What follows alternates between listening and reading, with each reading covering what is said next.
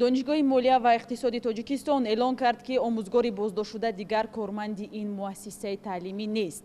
ин омӯзгори 24-сола ахиран барои таҳқир ва дашноми як донишҷӯ духтар барои 5 рӯз ҳабс шуд ва 2 ҳафта пеш аз ин ҳодиса аз кор рафта будааст. масъулини донишгоҳ мегӯянд сабаби тарки кор кардани ин корманд сафар ба хориҷи кишвар гуфта мешавад. масъулини раёсати корҳои дохилӣ душанбе ахиран хабар доданд ки аз боздошти омӯзгор Шарифҷон Розиқов як ҳафта сипарӣ шуда буд ва ин ҷавон рӯзи 22 ноябр як духтари 23-соларо дар мазҳари ом дашном додааст.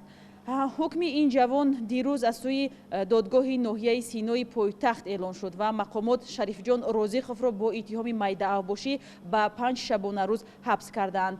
назари худи ин омӯзгори ҷавон то ҳол маълум нест ки гуноҳи худро эътироф кард ё на, вале донишҷӯи донишгоҳи молия ва иқтисоди тоҷикистон ки ҷониби шикоятгар аст ва ин ҷавон ба ҳайси даъвогар дар ин парванда ширкат кардааст, дар суҳбат бо радиои Озодӣ гуфт ки дар ҳодисаи ҳафтаи пеш аз рафтори омӯзгори худ хеле нороҳат буд.